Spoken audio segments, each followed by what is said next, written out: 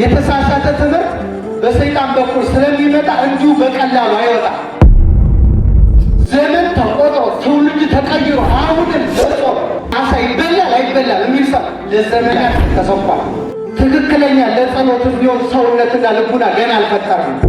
ያን ያመጣን ቀን ግን እግዚአብሔር ቅጽበት አይፈጅበትም። መጥቶ ልክ ትናወጥ የነበረችን መርከብ ወደብ ላይ ስትደርስ ጸጥ እንደምትለው እንደዚያ ሀገሪቱንም ቤተክርስቲያኒቱንም ያረጋጋል። ይህ እየጸለይን ካልሆነ ስሙን እየጠራን ካልሆነ ፈጽሞ በሕይወት እየኖርን አይደለም። ለዚህ ነው ጌታም በወንጌል ሐዋርያውን በመልእክቱ ሳታቋርጡ ጸልዩ ነው ያለው ጌታ። አባቶቻችን ግን በጸሎት ያችን ዑደት የምታደርገውን ፀሐይ አቁመዋል። እነ ኢያሱ በጸሎት የአምላክ ናት ብለን አናውቅም። የእሷን ሥጋ የእሷን ደም እኔ የበላ ነው የጠጣ ነው ብለን አናውቅም። ከእሷ የነሳው መለኮት የተዋሃደውን ነው ለምንለው ወላዲት አምላክነቷን፣ ክብሯን፣ ዘላለማዊ ድንግልናዋን፣ ቃል ኪዳኗን ከውድቀታችን ለመነሳታችን ምክንያቷ እርሷ መሆናችን ግን በልበ ሙሉነት ሳንጠራጠር በዘመናችን ሁሉ እንመሰክርላታለን። ውድ የሳንኤል ሚዲያ ቤተሰቦች በዚህ ቻናል የኢትዮጵያ ኦርቶዶክስ ተዋሕዶ የንግስ በዓላትን፣ መጽሐፍ ቅዱስን መሠረት ያደረጉ ስብከቶችን፣ መንፈሳዊ ዝማሬዎችን እና ክብረ ቅዱሳንን የሚገልጡ ትምህርቶችን በስፋት የሚቀርቡበት ስለሆነ ለቻናሉ አዲስ ከሆኑ ሰብስክራይብ በማድረግ ቤተሰብ ይሁኑ። ይህን መንፈሳዊ አገልግሎት ላይክ፣ ሼር በማድረግና አስተያየት በመጻፍ ይደግፉ። ምን አለ?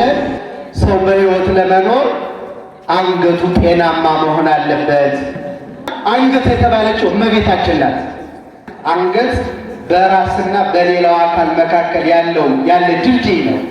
እመቤታችንም ራስ ባለው በክርስቶስና በእኛ በክርስቲያኖች መካከል ያለች መሰላልና ድልድይ ናት። ከምድር ወደ ሰማይ ለመውጣት ምክንያት የሆነችን ኮንኪተን ከተመ ለዕርገት ውስተ ሰማይ ከምድር ወደ ሰማይ ለማድረግ መሰላላችንና ድልድያችን ወላዲተ አምላክ ናት። በሕይወታችን ውስጥ እሷን አስወጥተን ክርስቶስን እናገኘዋለን ማለት ሰው አንገት ሳይኖረው በራስ ብቻ ይንቀሳቀሳል እንደማለት ነው። በምሳሌ ለማስረዳት አንገቱ አገልግሎቱ ከራስ ጋር ማገናኘት ነው። ስለዚህ በነገረ ድህነት ውስጥ በክርስትና ሃይማኖት ውስጥ በእኛ ሕይወት ውስጥ እመቤታችን አታስፈልገንም ወይም እሷ ሳትኖር ስለ ክርስቶስ፣ ስለ ሃይማኖት፣ ስለ ቤተ ክርስቲያን፣ ስለ ጽድቅ እናወራለን ማለት አንገቱ ተቆርጦ በሕይወት እንደሚኖር ሰው ማለት ድልድያችን ናት እመቤታችን። አንገታችን ናት። ከራስ ጋር ከክርስቶስ ጋር ለመኖር ከመድኃኔዓለም ጋር ለመኖር በሕይወት ለመኖር የድህነታችን ምክንያት ናት። እርሷን የሰጠን መድኃኔዓለም የተመሰገነ ይሁን። የስንቱ እንባ በእሷ ታበሰ፣ የተሰበረው ልብ የስንቱ ተጠገነ፣ የራቀው ስንቱ ቀረበ። በየዘመናቱ ተአምሯን ተገልጣለች እመቤታችን። አንገታችን ናት። እሷ ያለችው ሰው አንዱ በሕይወት ለመኖር ምክንያታችን እሷ ናት። ጤናማ ክርስትና በነገራችን ላይ ጤናማ ክርስትና ከሚባሉ ብዙ ለመዳን ብዙ ምክንያቶች የመጀመሪያው በሥላሴ ማመን ነው። ቀጥሎ ግን አንገት በተባለችው በእመቤታችን አማላጅነት ማመን ነው። አንድ ሰው ክርስትናው ጤናማ ነው ከሚያስብሉት ጉዳዮች አንዱ በእመቤታችን ዙሪያ ያለው አቋም ነው። በጣም ቸልተኛ ከሆነ ቃል ኪዳኗን፣ አማላጅነቷን፣ ክብሯን፣ ዘላለማዊ ድንግልናን፣ ወላዲተ አምላክነቷን አቅልሎ ማየት ከጀመረ ክርስትናው ሕመም ገጥሞታል። የዚህ ሰው በዚህ መለካት ትችላላችሁ። ማንም ሰው በእሷ ጉዳይ ለዘብተኛ ሲሆን ወይም ክብር አልኖረው ሲል ብትመለከቱት ችግር ገጥሞታል። በሕይወት መኖር እያቃተው ነው። ስለዚህ ለዚህ ሰው መድኃኔዓለም ጤንነቱን ይመልስለት። ለጤንነታችን ጤናማ አስተሳሰብ ለመኖራችን አንዱ ስለ እመቤታችን ያለን አረዳድ ነው። እኛ አምላክ ናት ብለን አናውቅም።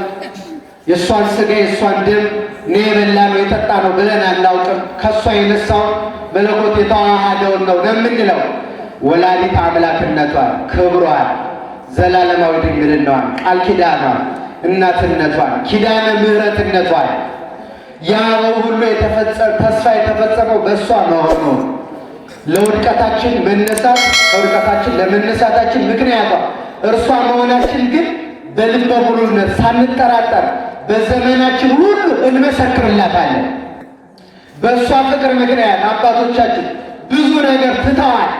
ድልድይ መሰላል ስለሆነች በጣም ብዙ ነገስታት የዚህን ዓለም ክብርና ሞገስ በእሷ ፍቅር ምክንያት ትተዋል። እነ ማርቆስ ዘቶማርቅ፣ እነ ወልደ ንጉሥ ገብረ ክርስቶስ ሙሽራው ከንጉሥ ቤት አባቱ ንጉሥ ነው። ከዚያ ወጥቶ የቆሻሻ መድፊያ ሆኖ 15 ዓመት በቁስል ነዶ ቁስሉን ውሻዎች እየላሱ ያ ሁሉ መከራ የተቀበለው በእመቤታችን ፍቅር ምክንያት ነው። ቅድምም አባታችን ተአምሯን ሲያነቡ ሰምታችኋቸዋል።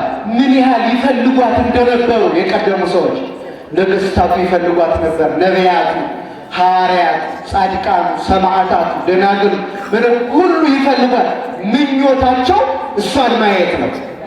እሷ መታ አምላክን ወልዳ የዓለም ድነት ተረጋግጦ ማየት የሁሉም ተስፋ ነው የነበረው። ከእነዚህ ነገሥታት አንዱ ጢባርዮስ ቄሳር ነው ንጉሡ። እንዲው አይሁድ በምቀኝነት ገርፈው ሰቅለው እንደገደሉት ጌታን ይሰማ ነበርና ምን ይል ነበር? የዚህን ሰው እናቱን ባገኘዋት ይል ነበር ይላል። እናቱን ባገኘት እኔ የወልድ ባሪያ አገልጋይ ቋሚ ለጓሚ ሚስቴ ገረድ ደንገጡ ሆነን ባገለገልናት ብሎ ተመኘ። ጢባርዮስ ማለት የሮም ንጉሥ ነው።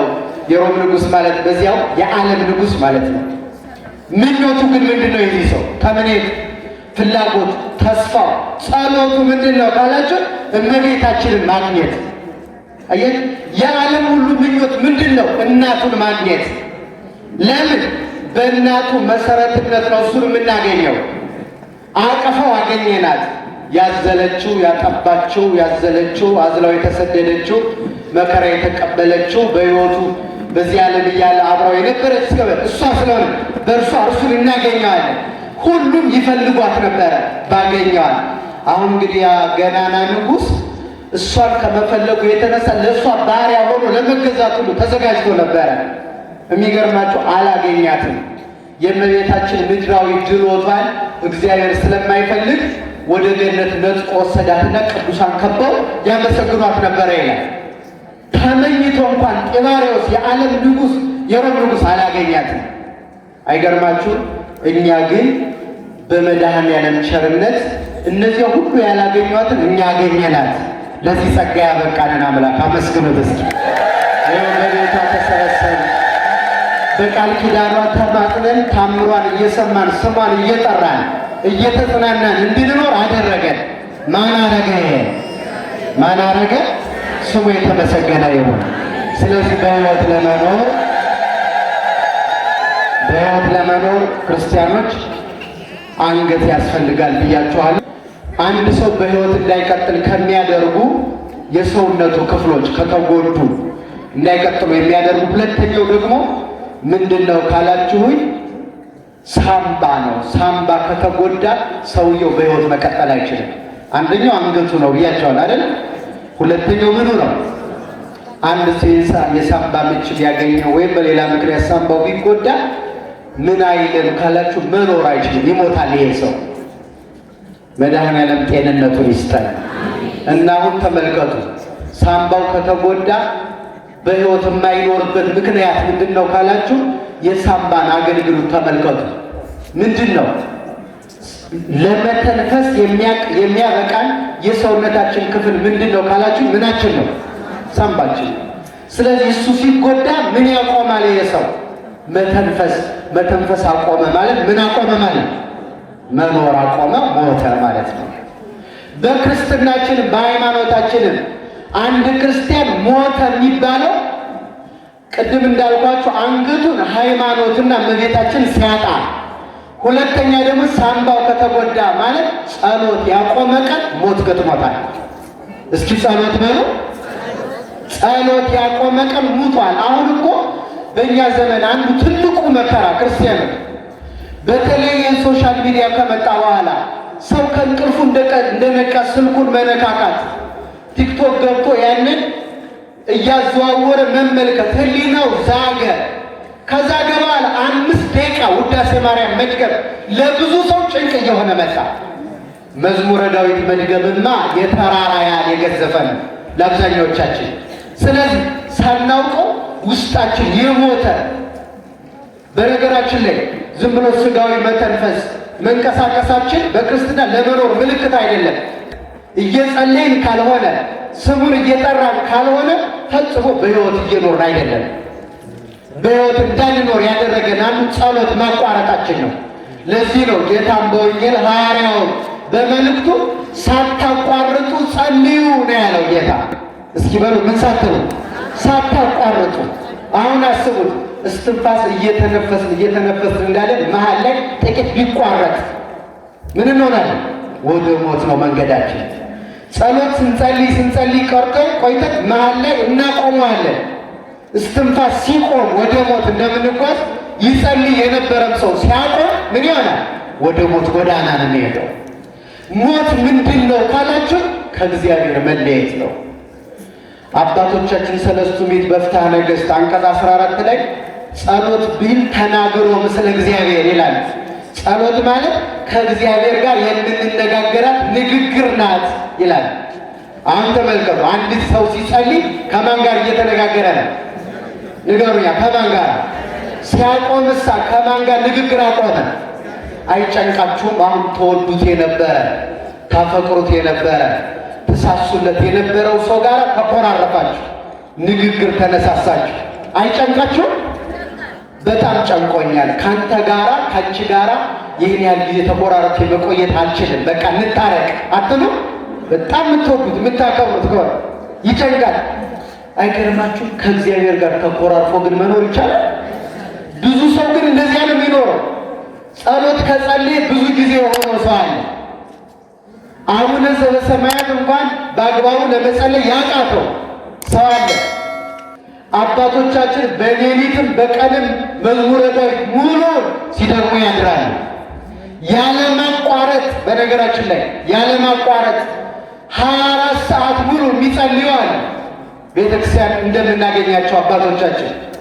የሚገርመው ግን አሁን ለእኛ የታዘዘ የጸሎት ጊዜ 7 ነው። ከ7ቱ 2ቱን ጠዋትና ማታ ቤተክርስቲያን እንድንጸልየው ታዟል። ከዚያ ግን ጣዕሙ ሲገባቸው የአባትነት ፍቅሩ ወደ ውስጣቸው ሲመጣ ግን ያለማቋረጥ 24 ሰዓት ሙሉ ምን ያደርጋል? ስሙን መጥራት በተደጋጋሚ።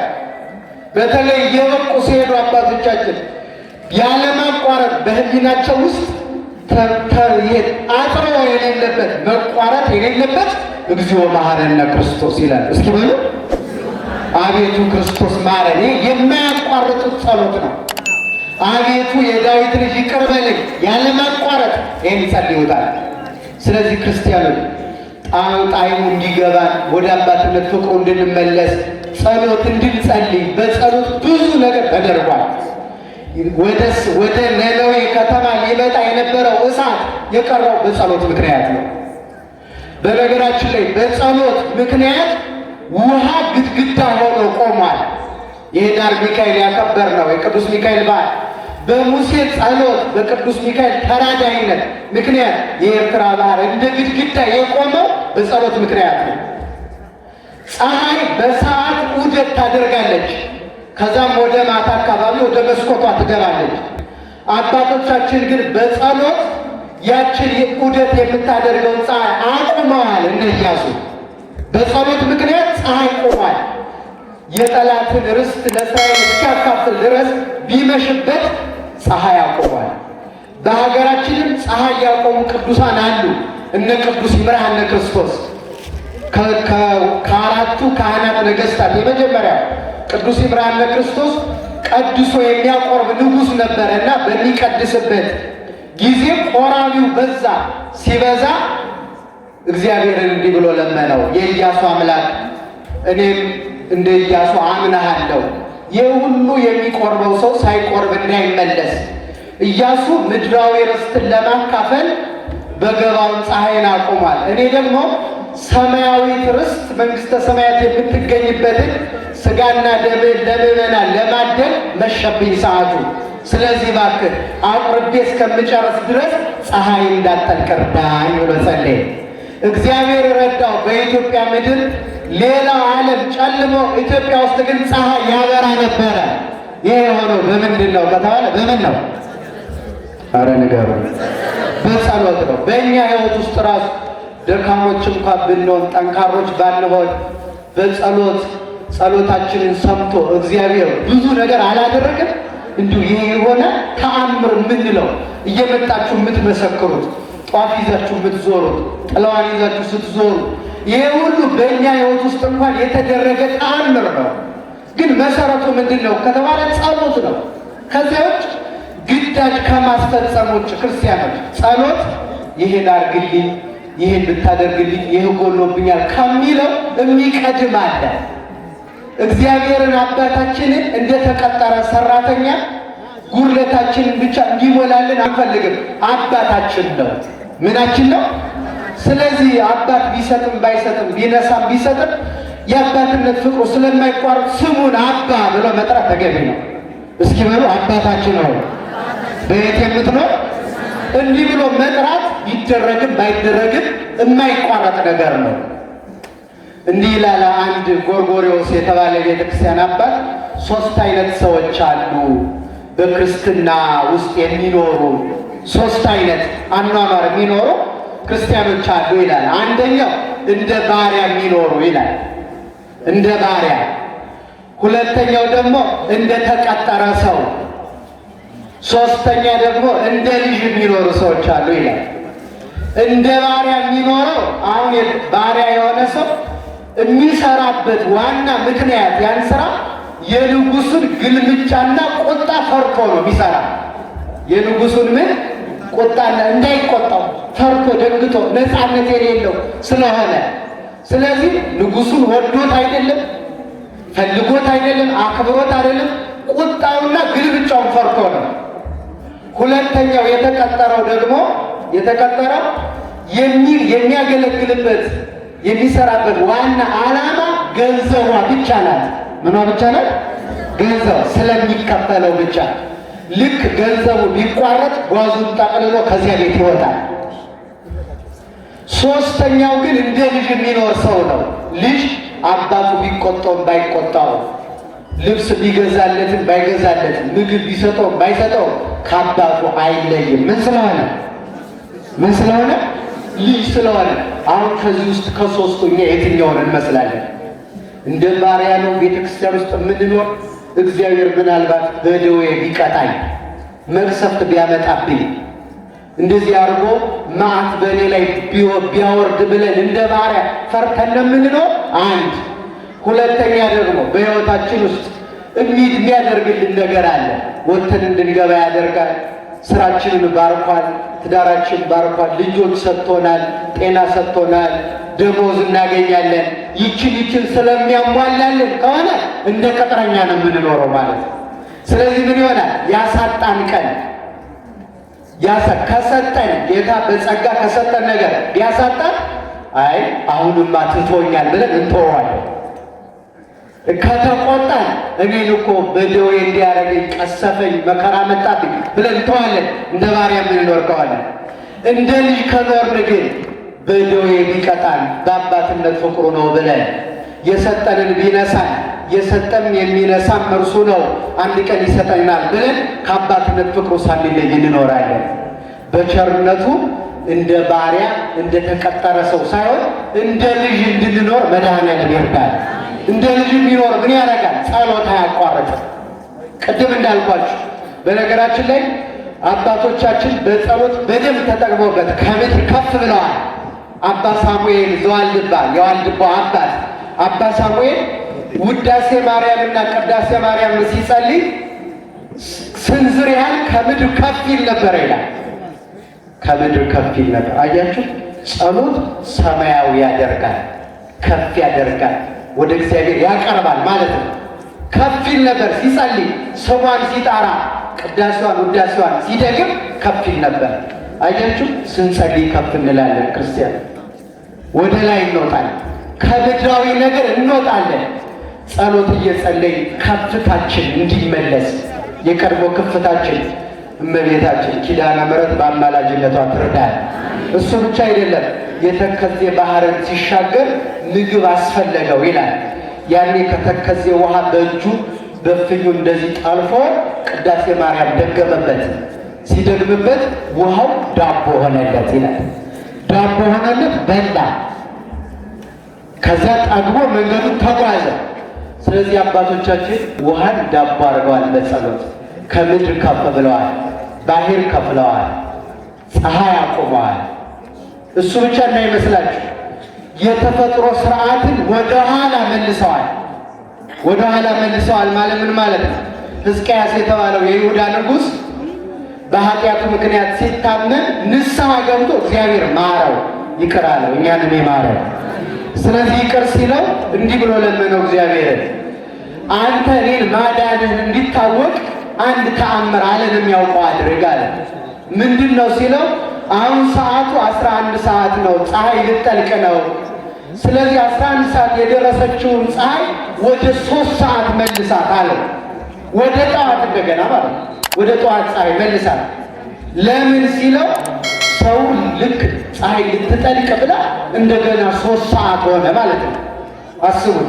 ከዛ ሰው ምን ሆኖ ነው ፀሐይ እንደገና የተመለሰች ብሎ ሲጠይቅ ዛሬ እግዚአብሔር ሕዝቅያስን ያዳነበት ቀን ነው ብሎ ስምህን እንዲጠራ ሰዓቱን መልሰዋል። ከ11 ሰዓት ወደ 3 ሰዓት በጸሎት ተመለሰ። ስለዚህ ያጣነው የነጣነው የተቸገርንበት ነገር ሁሉ በጸሎት እንዲመለስልን ሳናቋርጥ ጸልየን ለሀገር ለቤተ ክርስቲያን ሰላም እንድናመጣ መድኃኔዓለም በቸርነቱ ይርዳል። ሁለተኛው ይሄ ነው። ሳምባ ለመተንፈስ ያገለግላል። ጸሎት ያቋረጠ ክርስቲያንም በሕይወት እየኖረ ነው አይባልም። አባታችን ወይም ሊሆን ይችላል። በየአቅማችን በስነ ስርዓት ውዳሴ ማርያም በየአቅማችን መጸለይ ግን ማቆም የለብንም። ይህንን ጌታ በወንጌል በምሳሌ አንዲት ድሃ መበለት ነበረች። ወደ መኮንኑ ዘንድ ሄዳ ያለማቋረጥ ሁልጊዜ ከባላጋራዬ ፍረድልኝ እያለች ትለምነው ነበረ ይላል። ከምኔ? ከባላጋራዬ ከጠላቴ ፍርድ ያጓደለብኝ የበደለኝ ሰው አለ ፍረድልኝ ትላል። ያ መኮንን ደግሞ የሚያሳዝነው ምንድን ነው? እግዚአብሔርን አይፈራም፣ ሰውን አያፍርም። ይሄ የመጨረሻው ሞት እኮ ነው። የሚገርማችሁ ሰው በምንም አይነት ሁኔታ ውስጥ ሆኖ እነዚህን ሁለቱን ካጣ ሰው አይባልም። እግዚአብሔርን የማይፈራ ሰውን የማያፍር ከሆነ ከመስመር ወጥቷል። እና እግዚአብሔርን አይፈራ ሰውን አያፍር፣ ግን ተስፋ ሳትቆርጥ ዝም ብላ ከባላጋራዬ ፍረድልኝ እየሄደች ትለምነው ነበር ይላል። ከዛ ያ መኮንን ጨካኙ መኮንን እንዲህ አለ ይላል፣ ምንም እግዚአብሔርን ባልፈራ ሰውን ባላፍር ሁልጊዜ እየመጣች እንዳትጨቀጨቀኝ እንዳትዘበዝበኝ ብሎ ፈረደላት ይላል። ምን አለለት? ከዛ ጌታ ምን አለ? ያ ጨካኙ ንጉሥ እንኳን እንዳትጨቀጭቀኝ ብሎ ከፈረደላት እኔ ሩሩ አባታችሁማ እንዴት አልፈርድላችሁም ይላል። ስለዚህ ሳታቋርጡ ጸልዩ፣ ሳታቋርጡ ስሜን ጥሩ። ያኔ በጎ በረከት በሕይወት በሥጋ በነፍሳችሁ ይደረግላችኋል ብሎ ቃል ኪዳን ስለሰጠን ያን እንድናደርግ አምላካችን በቸርነቱ ይርዳል። የአባቶቻችን ነገር ግን ያስገርማል። የጸሎት ሕይወታቸው እኛ በምግብ ምክንያት ስራ ቸኩያለሁ ብለን በወሬ ምክንያት ጸሎት አቋርጠን እናውቃለን። በተራ ይህን ብዙ ጊዜ አንስቼላችኋለሁ። አንድ አባት ምን ይላል? ጸሎት አቋርጦ እየጸለየ እያለ ጸሎት አቋርጦ እሱን ያን ሰው አስቀድሞ ከእግዚአብሔር በፊት፣ ምክንያቱም ጸሎት ከማን ጋር መነጋገር ነው ብለናል። ስለዚህ ጸሎቱን አቋርጦ ሰው የሚያናግር በአቡነ ዘበሰማያት ሳያስር ትቶ የሚሄድ ሰው አለ አንድ ቅዱስ አባት ሥጋው ደሙ ተቀብሎ ሳይውጠው ተፍቶ የሚሄድ ሰው ይመስላል ብሏል። ስለዚህ በዚህ ሁኔታ እስኪ ልመርመረው ምን ያህል ጊዜ ጸሎት አቋርጠን እንደነበረ በጣም ያስገርማል። የእኛ አባቶች ግን የሚገርመው አርሳኔዎስ የሚባል አንድ ቅዱስ አባት ቅዳሜ ማታ ፊቱን ወደ ምስራቅ አዙሮ ጸሎት ጀመረ ይላል። ከዚያ ልክ ፀሐይ መታ ግንባሩ እዚህ ላይ አቃጠለችው። ስንት ሰዓት እንደጸለየ አያውቀው። ለካ ቅዳሜ ማታ ወደ ምስራቅ እንደዞረ ነግቶ የጠዋት ፀሐይ ወጥታ ግንባሩን እስከምትመተው ድረስ አላወቀም ነበር። እንደዚህ ስሙን ጠርተውታል፣ እንደዚህ አገልግለውታል። አንዳንዶቹ ደግሞ ለጸሎት ቁመው የጸሎተ ማዕድ ለማድረግ አንድ አባት ጸሎተ ማዕድ ለማድረግ በስመ አብ ብሎ ማዕዱን ባርክልኝ፣ ለጤና አርግልኝ፣ ለኃጢአት አታርግልኝ ብሎ ሊበላ ጸሎት ጀመረ። ጸሎት ሲጀምር በጸሎቱ ተመስጦ በዚያው ሄዶ ነግቶበት ቀጣዩ ቀን የጾም ቀን ስለሆነ ጾም ገባበት እና ሳይበላው ማዕዱ ተነሳ። አይገርማችሁም? እኛ እኮ ሳንበላ አምሽተን እንግዲህ ምን ማድረግ ይቻላል? ጾም ገብቶ እግዚአብሔር የማያውቀው የለም ብለን እኮ የበላን ሰዎች እኮ ነን። ምን እሱ የማያውቀው የለም ዝም ብለው ሲያካብዱ ነው እንጂ ምናምን ብለን ማለት ነው። አየህ፣ ለጾማቸው፣ ለጸሎታቸው፣ ለስግደታቸው፣ ለክርስትናቸው ያላቸው ቦታ በዚህ ምክንያት እግዚአብሔር በሕይወታቸው ያልገለጠው ተአምር የለም። አባ መቃርስ የሚባል አንድ ቅዱስ ጸሎት አድርጎ እየጸለየ እያለ አንዲት ጅብ መታ ፊቱ በአቱን ከፍታ ልብሱን ነከሰችው፣ ያዘችው እና መጎተት ጀመረች። ጸሎት እየጸለየ ነው። ምናልባት ምክንያት ይኖራታል ብሎ ጸሎቱን በአቡነ ዘበሰማያት ፈጽሞ አስሮ ስትጎትተው ተከትሏት ሄደ። ወደ ጅቧ ዋሻ ገባ። ይዛው ገባች። እሷ ሲገባ 3 ልጆችን ወልዳ አራስ ናት። ለካ ጅቢቱ 3 ልጆች ወልዳ በአጋጣሚ 3ቱም ልጆቿ አይነ ስውራን ናቸው። እና ይሄ በጣም አሳዝኗት አባ መቃርስ ድንቅ እንደሚያደርግ እግዚአብሔር በእርሱ ኃይል እንደሚገልጥ ጅዋ እንኳን ተረርታ ማለት እኮ ነው። አይገርማችሁ? በዚህ ዘመን ካለ አንዳንድ ሰው እኮ ይኸው እነዚህ ፍጥረታት ገለጹ። አባ መቃርስ እውር እንደሚያበራ ጅዋ ታምናለች። ስለምታምን ሄዳ ልብሱን ጎትታ ከፊታቸው አቆመችው። ሲያይ ታውረዋል። ያኔ ምራቁን ካፉ አውጥቶ አይናቸውን ቀባና የ3ቱንም ጅቦች በስላሴ ስም አማትቦ እፍ ሲልባቸው አይናቸው በራ። አይናቸው ከበራ በኋላ ሄዶ ጸሎቱን ሲቀጥል እንደገና መጣች ጅቧ። አንድ በግ በልታ የበጉ ቆዳ ተርፏት ነበርና ሲደክመው እንዲያርፍበት የበጉን ለምድ ማለት ነው ቆዳውን ወስዳ መደቡ ላይ ያስቀመጠችለት። ስላደረገላት ውለታ መክፈሏ እኮ ነው ጅቧ። ይህን ሁሉ ግን ያደረጉት አባቶቻችን በምንድን ነው ከተባለ በጸሎት ነው። ከቂም ከበቀል በተለየ ጸሎት። አዳም ከሔዋን ጋር ከተጣላ በኋላ ጸሎት ያደርግ ነበረ። መላእክት ጸሎት አስተምረው ጸሎት ያደርግ ነበረ። ሲጸልይ የእግዚአብሔር መልአክ መጥቶ እግዚአብሔር የቂመኛን የበቀለኛን ጸሎት አይሰማም፣ አትድከም አለ። ምን ይሻለኛል? መጀመሪያ ከሚስት ጋር ታረቃል። ከዛ እግዚአብሔር ጸሎቱን የሰማው ከሚስቱ ጋር ታርቆ ነው። በእኛ ዘመን ታውቃላችሁ፣ በግላችን ጸሎት እናደርጋለን፣ በማህበርም እንደ ቤተ ክርስቲያንም ጸሎት እናደርጋለን። ብዙ ችግሮቻችን ግን እንደ ሀገር እንደ ቤተ ክርስቲያን እየጨመሩ እንጂ እየቀነሱ አልመጡም። ለምንድን ነው ከተባለ በእርግጠኝነት ለመናገር አብዛኛው ጸሎት ውስጥ ቂም አለ፣ በቀል አለ፣ ተንኮል አለ። ባልና ሚስት ተጣልተው ባል ጸሎት የሚያረከዋል። ባልና ሚስት ተጣልተው ሚስት ብቻዋን ጸሎት የምታረግ ከሆነ ቀልድ ነው ይሄ። እግዚአብሔር የቂመኛን ኃጢአቱን እንደሚወድ አድርጎ መግለጽ ነው። መታረቅ አለብን። ክፋቱን ተንኮሉን አስወግደን ብንጸልይ በአንድ ቀን እግዚአብሔር ምሕረቱን ይመልስ ነበረ። እሱ ያልሆነው ግን ከታች እስከ ላይ የሚሆነው ታውቃላችሁ። ትክክለኛ ለጸሎት የሚሆን ሰውነትና ልቡና ገና አልፈጠርንም። ያን ያመጣን ቀን ግን እግዚአብሔር ቅጽበት አይፈጅበትም። መጥቶ ልክ ትናወጥ የነበረችን መርከብ ወደብ ላይ ስትደርስ ጸጥ እንደምትለው እንደዚያ ሀገሪቱንም ቤተክርስቲያኒቱንም ያረጋጋታል። ይመጣል ማለት ያ ጊዜ እንዲመጣ ግን የማያቋርጥ ጸሎት ከቂም ከበቀል የነጻ ልቡና ኖሮን እንድንጸልይ ማን ይርዳል? በሕይወት እንድንኖር አንዱ ጸሎት ማቋረጥ የለብንም። ጾም ማቋረጥ የለብንም። መንፈሳዊ ምግባራት መቋረጥ የለባቸውም። ይህ አሁን የያዝነው ጾም ጾመ ነቢያት ይባላል። ማን ይባላል? ሐዋርያትም ጾመውታል፣ ነቢያትም ጾመውታል። በኋላ በቀኖና ሲሰራ ሐዋርያትም ጾመዋል። እመቤታችንም ጾመዋለች። ይገርማል። ጾመ ማርያምም ይባላል። ለምን?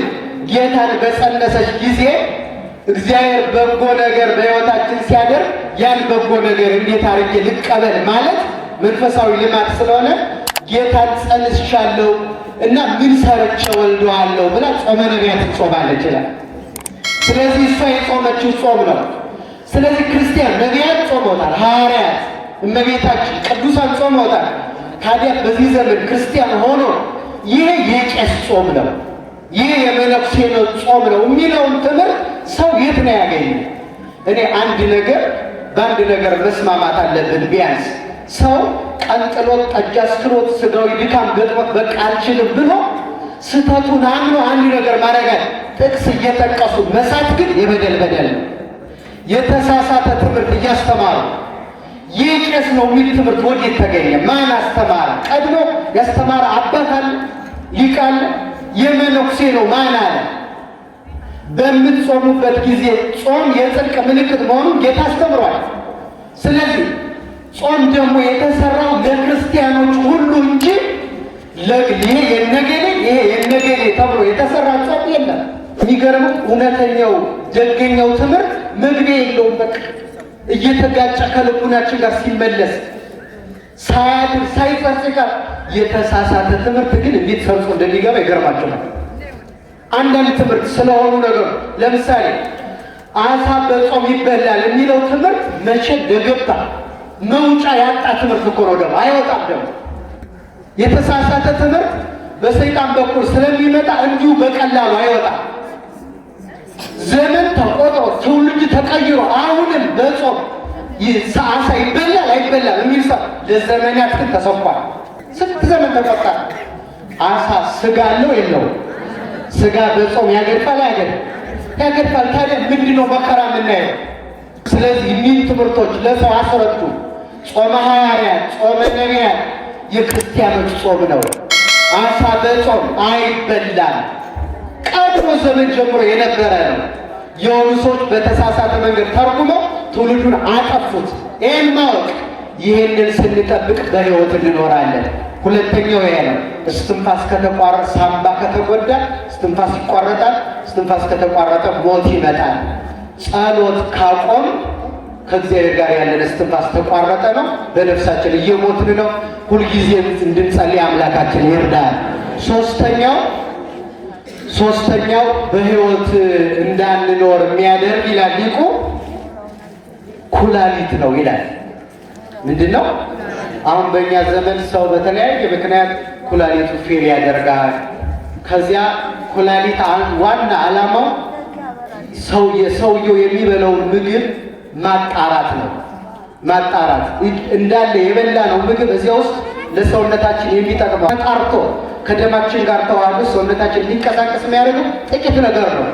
ሌላው ግን ተጣርቶ በጸዳጅ መንገድ የሚወጣ ነው እና ምንድነው እሱ ከተባለ ይሄን የሚያጣራው የሚጸዳውን ወደ ውጭ እንዲወጣ የሚያደርገው ይለያል። ከዚያ ደግሞ የሚጠቅመውን ደግሞ ወደ ደማችን የሚልከው አጣሪ የሰውነታችን አካል ኩላሊት ነው። ለዚህ ነው ሰው ኩላሊቱ ሲጎዳ በሕይወት መኖር የማይችለው። የሚያጣራው አካል ተጎድቷል። ስለተጎዳ የገባው በሙሉ ንጹህ ቆሻሻው የሚጠቅመውም የማይጠቅመውም ሰውነቱ ላይ ይከማቻል። ያኔ ሰውነቱን ይጎዳና ይገድለዋል። የሰማችሁ ነው። ስለዚህ ሰው በሕይወት ለመኖር ምኑ ጤናማ መሆን አለበት? ኩላሊቱ።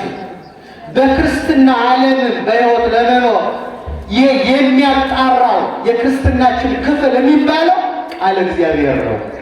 ሰው በሰውነት ውስጥ በክርስትናው ስርዓተ ቤተ ክርስቲያን፣ ቀኖና ቤተ ክርስቲያን፣ ቃለ እግዚአብሔር እውቀት ከሌለው ኩላሊት የሌለው ሰው ማለት ነው። የሚያጣራው የለም። ስለዚህ ያገኘውን ሁሉ ይቀበላል። ክደቱንም ሃይማኖቱንም ጽድቁንም ኃጢአቱንም ብርሃኑንም ጨለማው ይቀበላል።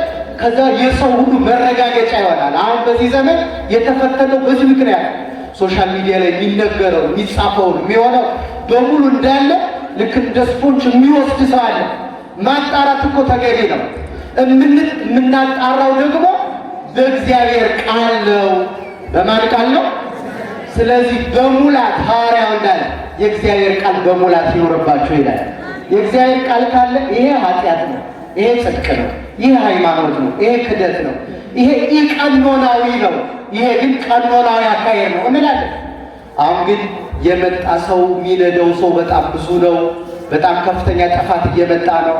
በተለይ ደግሞ በቴክኖሎጂ መስመር በጣም ብዙ ሰው የሚያጠፋ ክደት፣ አዳዲስ ልምምዶች እየመጡ ነው። በምንድን ነው የምናጣራው? ህጉ ምን ያህል በልባችን አለ? ይሄን ሁልጊዜ ማጣራት ነው የምናጣራው። ይሄ አይጠቅመኝም ብለን የምንለየው በእግዚአብሔር ቃል ስለሆነ የምንማረው ቃል እግዚአብሔር በልባችን አሳድሮ ሃይማኖቱን ከክደቱ ጽድቁን ከኃጢአቱ የምንለይበትን አቅም እንዲሰጠን ቅዱስ ፈቃዱ ይሆንልን። የመጨረሻውና የትምህርት የማጠቃለያ አሁን ቅድም እንዳልኳችሁ አንገቱ፣ ሳምባው፣ ኩላሊቱ ከተገዳ ይሞታል ብለናል። የመጨረሻው ልቡ ነው። ምኑ አልኳችሁ? ልቡ። የልብ አገልግሎት ደም መርጨት ነው።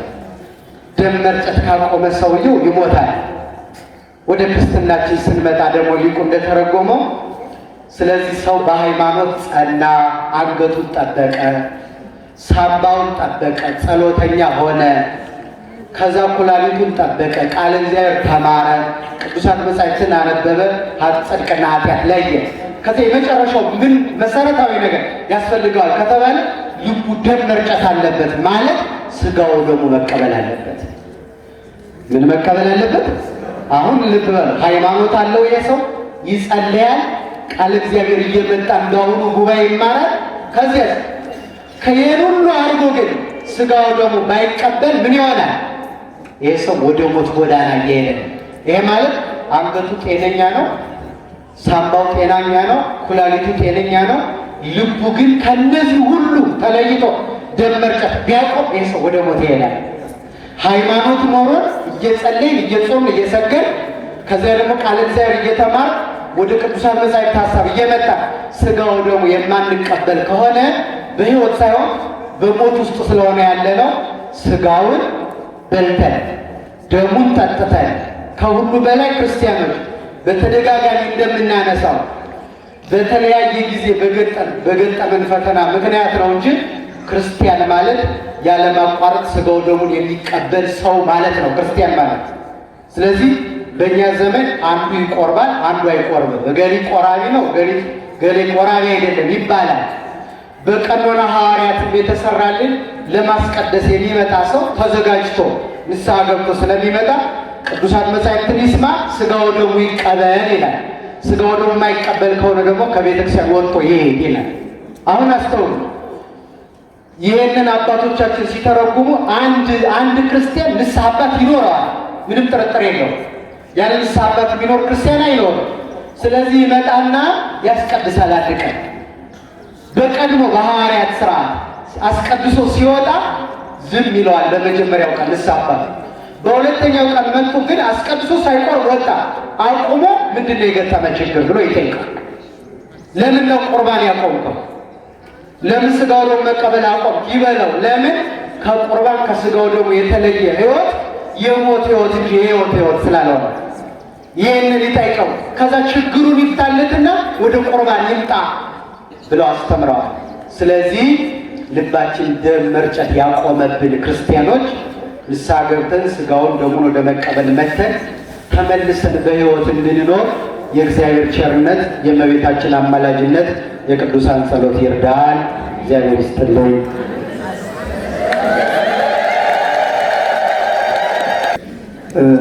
መምህራችን መጋቤ ሐዲስ እንዳልካቸው የለቡ መድኃኔዓለም የመጽሐፍ መምህር በእውነት ሰፋ አድርገው በሚገባ በሚረዳን በእውነት ሲያስተምሩን ሲመክሩን ቆይተዋል።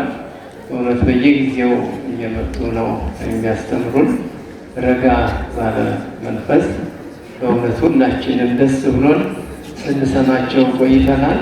ለመምህራችን ቃለ ሕይወት ያሰማልን፣ ቃለ ሕይወትን ያሰማልን፣ በዕድሜ በጤና ይጠብቅልን፣ የአገልግሎት ዘመናቸውን እግዚአብሔር አምላክ ያስረዝምልን። እንደነዚህ አይነቶቹን በእውነት የቤተ ክርስቲያናችን ሊቃውንት በጤና በሰላም ይጠብቅልን እግዚአብሔር። እስኪ አመስግኑት እግዚአብሔር። ውድ የሳንኤል ሚዲያ ቤተሰቦች በዚህ ቻናል የኢትዮጵያ ኦርቶዶክስ ተዋሕዶ የንግስ በዓላትን፣ መጽሐፍ ቅዱስን መሠረት ያደረጉ ስብከቶችን፣ መንፈሳዊ ዝማሬዎችን እና ክብረ ቅዱሳንን የሚገልጡ ትምህርቶችን በስፋት የሚቀርቡበት ስለሆነ ለቻናሉ አዲስ ከሆኑ ሰብስክራይብ በማድረግ ቤተሰብ ይሁኑ። ይህን መንፈሳዊ አገልግሎት ላይክ፣ ሼር በማድረግና አስተያየት በመጻፍ ይደግፉ።